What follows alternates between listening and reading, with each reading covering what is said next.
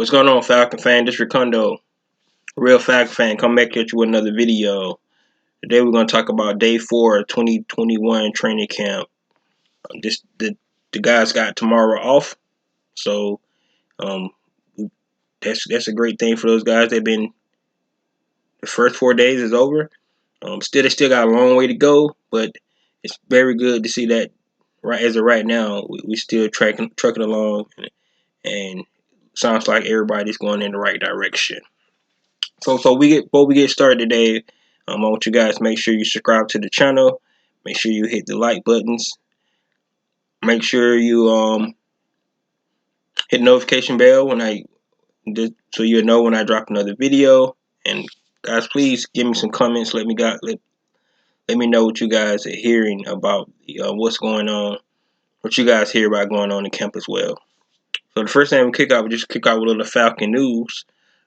Today the Falcons signed Tuzar Skipper, outside linebacker, and it seemed like General Manager Terry Fontenot still trying to find a diamond in the rough at that pass rushing spot, the outside linebacker. So Tuzar Skipper was a guy who was first signed 2019 by the Pittsburgh Steelers, but he seemed just can't stick on the team. He's been with like 3 different teams, so maybe this might be the team for him to actually make a name for himself if he can crack some playing time. Of course, he's going to get his opportunities in training camp and preseason to see what he can do.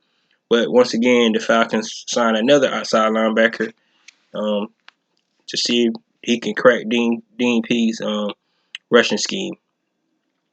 So what I want to talk about today is just the lineup, some of the lineups that everybody is talking about that's out there. What we've been hearing in camp. So one of the biggest thing that I thought was interesting was the lineup at the defensive back group, the starting lineup that's been going out there with number 1 so far. So of course we got AJ Terrell on one corner, Faye Moreau at the other corner, who actually been steady at that right cornerback position for a while. Then we got at our safeties, we got Eric Harris, veteran, and Deron Harmon is another veteran. And then at the nickel cornerback, we got Isaiah Oliver. So our DBs, what's going out there with the ones right now is those 5 guys. So just interested to see. Of course, we didn't say anything about our second round pick, Richie Grant. They said he's been going with the number 2s right now. Eventually, hopefully, he'll be able to crack the ones and start getting some reps with the ones. Of course, the coaching staff is just not going to give him the number 1 spot. He got to go out and earn it. And that's what it's all about, competition. So if he's getting outplayed by the veterans, I mean, that's just going to be some depth we're going to have on the field. But we would definitely like to see our rookie, crack the ones and see if he can get out there and see what he can do. But of course, like I said, he's going to have to earn that spot. All right. Another thing about some lineups, we've been looking at the defensive line, and it looks like Dante Fowler Jr. is out, so Steven Means been running with the one so far. Jacob Tua on the Mariners been running with the ones. Of course, we got Grady Jarrett. Then we got John Kaminsky and Marlon Davidson been split on the other side, and then of course Tyler Davidson in the middle. So that's what we're looking at the defensive lineman. If we really want to think about something that's going to be very very interesting to see during preseason to see how it's going to turn out is that defensive line. Because right now, aside from Dante Fowler Jr., we don't have any big name pass rushers out there that we think is going to be consistent enough to be able to get to the quarterback. So unless Dean Pees is going to be creating pressure from other places, somebody from our defensive line definitely going to have to step up to make some plays. So that's going to be very interesting to see how that turns out. Of course, everybody been taught about Justin Houston coming, but unfortunately, he decided to sign with the Baltimore Ravens. So we won't be getting Justin Houston still a couple more defensive ends out there that's on the lower tier, not as a caliber of Justin Houston, but we'll see if we're gonna need to actually go out and sign somebody. So that's where we stand at right now with some of the lineups. That's what's going on and what we're hearing out at camp. Now, also, it's some guys out there that are actually making names for themselves, and during training camp, it's always somebody that we know that actually make the name for themselves, actually could actually get a starting job. So something you think about is Brian Poole, who played nickel cornerback for us. Ricardo Allen is another guy who was able to crack the starting position that came off that was undrafted as well. So just think about. Actually, I think Ricardo Allen was drafted, but he got cut and came back out of the practice squad. But either way, he was a cornerback. Dan Quinn put him at safety, and we all know how that worked out for us. So that practice, training camp, preseason, and where these guys make their name, and right now in camp, it is some guys that's out there that's rolling right now. One in particular is Austin Trammell, the receiver. He said he tailored this game out to Judy Elliman and Wes Wecker, who's actually doing a great job right now. He's impressing the quarterback, the coaching staff, and he's actually making it very difficult for the coaching staff to make cuts when it come down to deciding how many receivers they actually want to keep. So Austin Trammell coming out of Rice, he's actually been playing very well, and he's actually making a name for himself. And another player that we got is Chris Williamson, who's cornerback.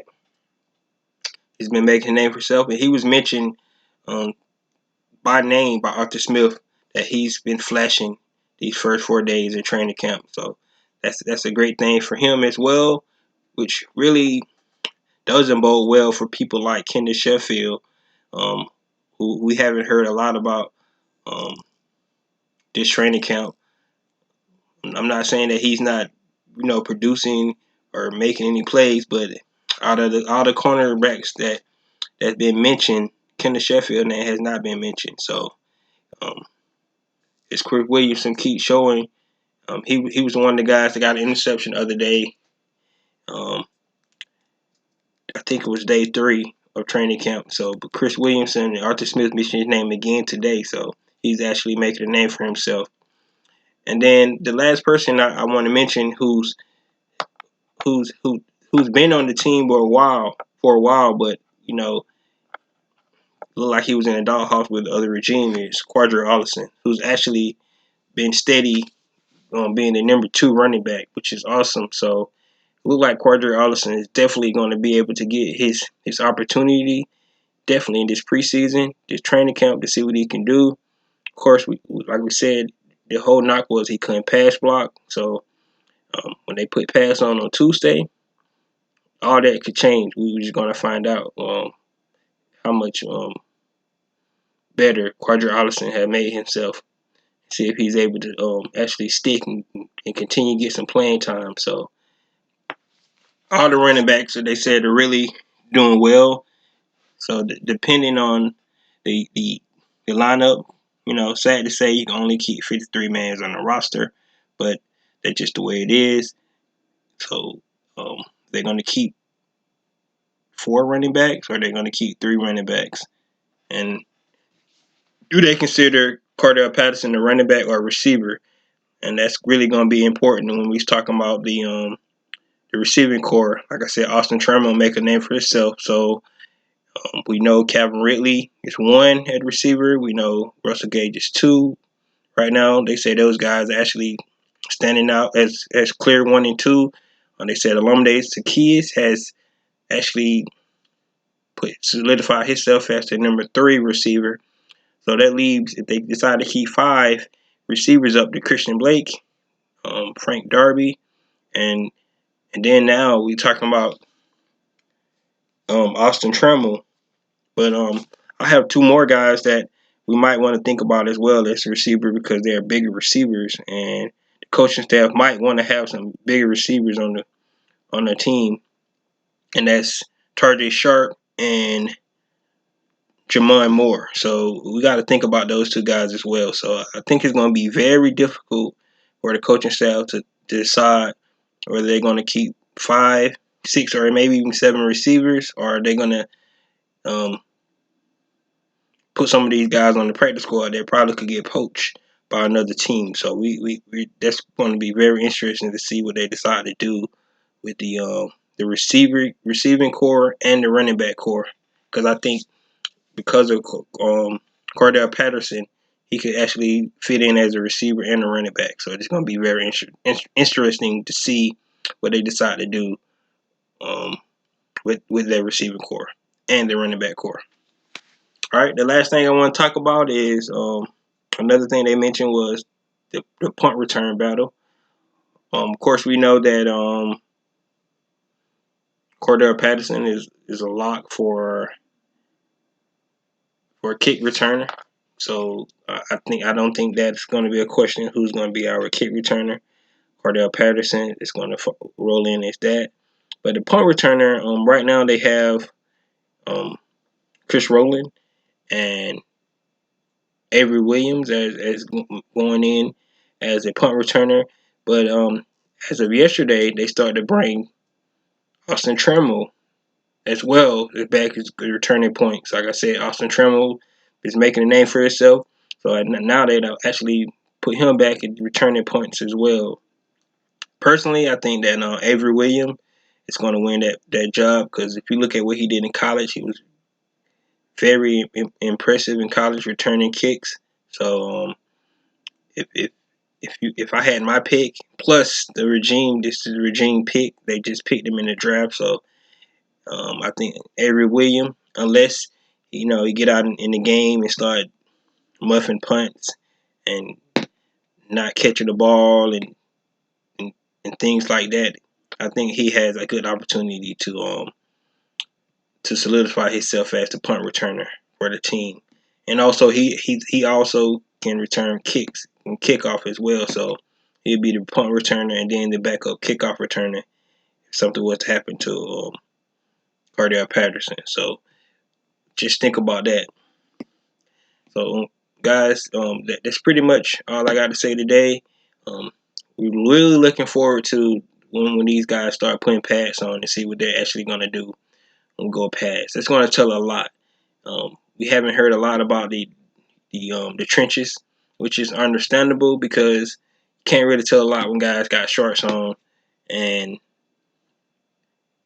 they just touching each other. Of course, they playing a lot of 11 on 11, but there's no real contact going on, and so we really don't know, where we're going to get out our offensive line battles, which is center, now right tackle and left guard as well. So we just got to wait till they get in the pass to see what those guys going to do. Of course, the defensive line is very interesting with the how that's going to turn out with Marlon Davidson, John Kaminsky.